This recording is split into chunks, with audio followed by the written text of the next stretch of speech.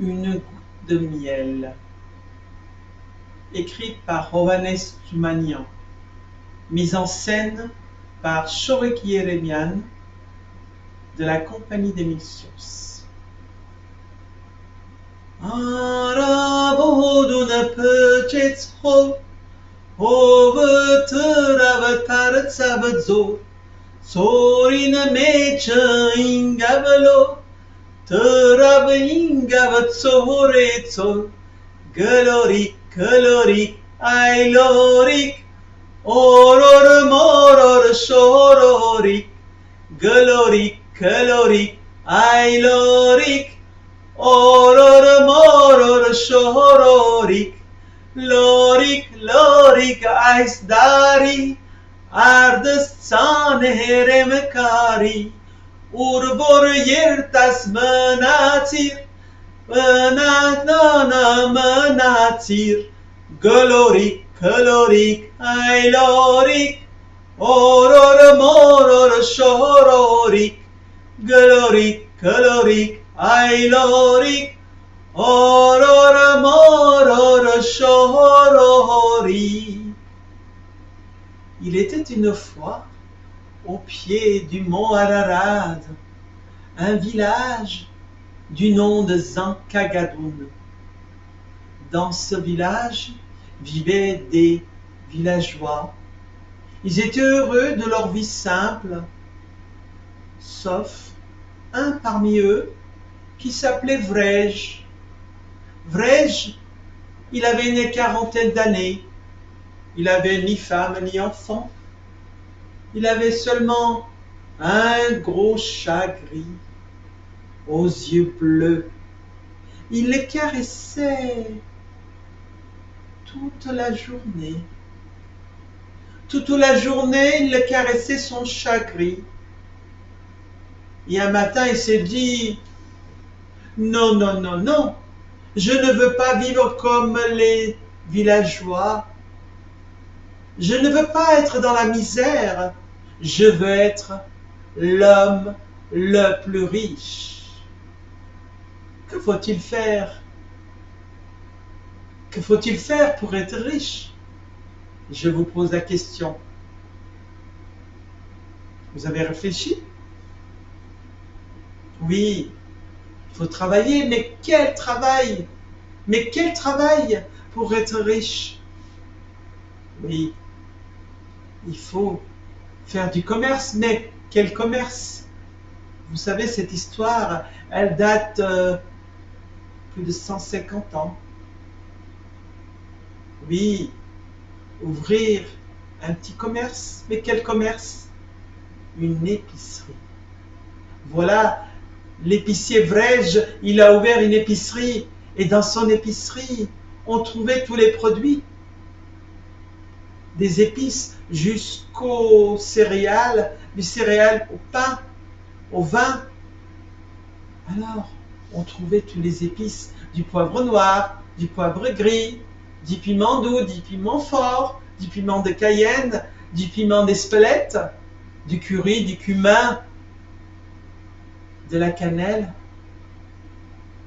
de la coriandre et encore d'autres épices que je ne vous ai pas citées, tellement il y en avait. Quand on rentrait dans l'épicerie de Vrej, on sentait la cannelle. Et puis, il y avait ces gros sacs en jute, vous savez, avec des pelles que l'épicier pesait. Il y avait la farine, la semoule, le boulgour qu'on dit tsavar en arménien, du sarrasin, de la godelle et encore d'autres céréales et du sucre en poudre. Bien sûr, à côté de cela, il y avait aussi du vin d'Arménie, du pain la vache. Vous savez, ce sont des pains très très fins, allongés, qu'on fait cuire sous terre. C'est un pain qui se déguste dans la bouche, qui fond. C'est tellement bon qu'on le mange tout chaud quand il sort de la terre. Et puis, il y avait aussi le miel de Djermouk, ce miel au goût des fleurs de montagne, Bien sûr, tous les jours, l'épicier attendait en caressant son chagrin qu'arrivent des clients. Malheureusement pour lui, les seuls clients qui venaient, c'étaient les villageois de Zankagadoun. Quand ils voulaient acheter 1 kilo de farine, ils apportaient en échange 1 kilo de pommes de terre. Quand ils voulaient acheter 1 kilo de sucre ou de bolrour, de tsavar, ils amenaient 1 kilo d'abricots, de grenades ou de poires. Mais lui, l'épicier, se disait: je suis sûr qu'il va arriver un client, que je vais être l'homme le plus riche de ce village. Voici qu'un matin de printemps arrive dans son magasin un grand berger très baraqué, et sous son épaule un grand bâton, suivi d'un grand chien.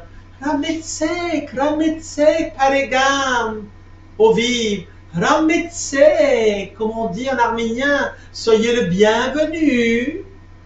Monsieur le berger, de quel village vous venez?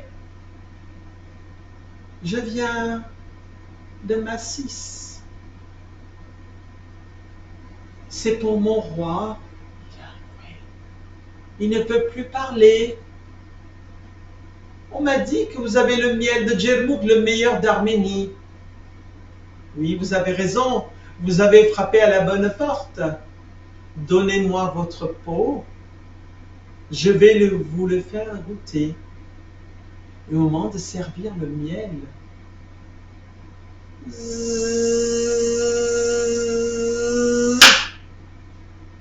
une goutte de miel tomba. Une mouche bleue la lécha.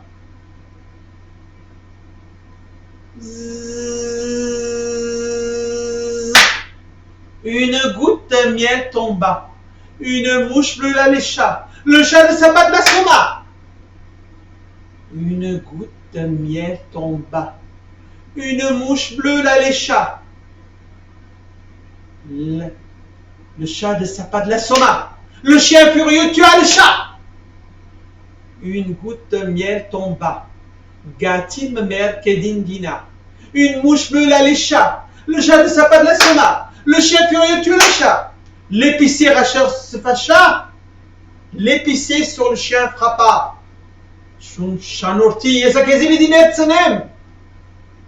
Une goutte de miel tomba. Gatil mer kedingina. Une mouche bleue la lécha. Le chat ne s'abat de la soma. Le chien furieux tua le chat. L'épicier rageur se fâcha. L'épicier sur le chien frappa. Le berger bougon rouspéta. Le berger sur l'épicier frappa. Oknoutioun! Oknoutioun! Au secours! Au secours! On a entendu des hurlements, des au secours, des miaulements, des aboiements. Les villageois, pris par la panique, ils prennent ce qu'ils avaient sous la main, des cailloux, des pelles, des balais, des grosses pierres. Ils arrivent, ils frappent sur le berger jusqu'à que celui-ci tombe raide mort. Et là,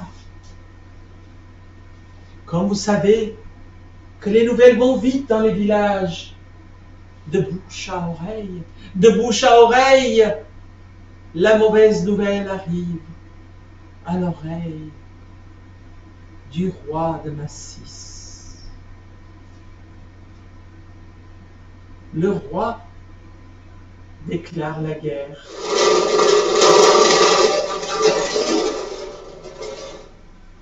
C'était une guerre abominable qui a duré 40 jours et 40 nuits.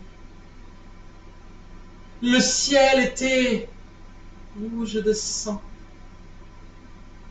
Les vautours survolaient sur les cadavres étalés sur le sol. Parmi les morts, il y avait des survivants. Ils se sont levés, ils ont tout nettoyé. et ils ont enterré les morts. Ils s'assoient en califourchon et se mettent à philosopher. Mais pourquoi ces milliers de morts? Pourquoi cette guerre? Pourquoi ces disputes? Pour une goutte de miel. Une goutte de miel. Non, non, non, non. Non. Nous allons vivre désormais pacifiquement. Nous allons rebâtir des maisons, replanter des arbres, refaire des jardins pour avoir des légumes, remettre des arbres fruitiers pour avoir des fruits, replanter des vignes pour en faire du vin, remettre des ruches pour faire du miel. Si vous avez l'occasion de venir en Arménie pour vous y promener dans nos campagnes, dans nos montagnes, venez, vous êtes les bienvenus pour y goûter nos bons miels, pour écouter nos chants et pour y danser avec moi.